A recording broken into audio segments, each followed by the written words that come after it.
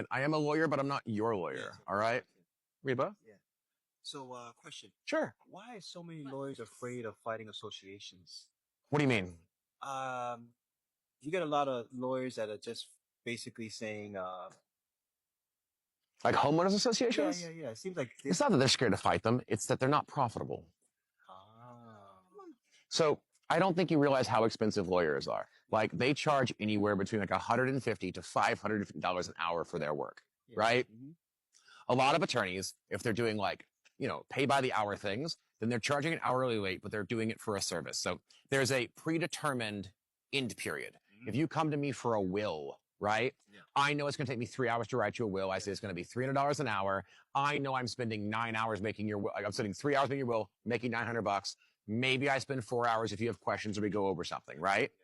But if you're trying to fight like a homeowners association or something like that, and you're trying to sue them for either specific performance, as in you want them to do something, or an enforcement to get them to like pay you money for something, right? Generally, those claims are small. Like you're like, the homeowners association came by and painted my garage, and it's $1,000 to paint it back. Okay, well, are you going to pay the lawyer $1,000 to get him to get the homeowners association to give you $1,000 back? Probably not.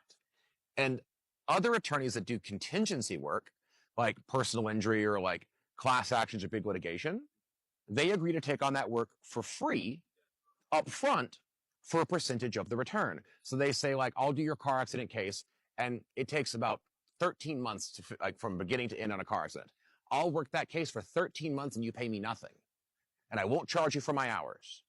But at the end of it, I get 40% of whatever we get. So you get $100,000, I made 40 grand. Now, sometimes you work a case for, sometimes it's like 20 attorneys hours, and that's a home run. I got a good deal. But sometimes you work a case for 200 hours and you only get 10 grand, right? So some people pay more, some people pay less, and it kind of evens out. The reason why you don't have attorneys suing HOAs is there's no money in it.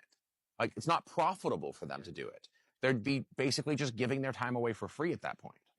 And those HOAs are a racket. Like those agreements are pretty enforceable. Like you can contract to almost about anything. So when you move into that neighborhood, you signed on the dotted line, which means you agreed to their rules, even if their rules are annoying and stupid. Yeah. They give you a big old packet like this. Yeah. And they give it to you after closing. After you put your deposit down. Well, you can ask for it before. Yeah. Like, so sure.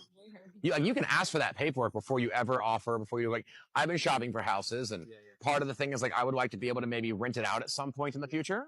So like my realtor is asking like the neighborhoods, what's the amount of houses that can be rented out? Do they allow rentals and things like that, right? And then, what's the rules on building a fence or of painting your house? Like you can ask all those things before you even put an offer in. But yeah, you signed on the dotted line, which means you agreed to the things. So there are very few things that you can't contract to.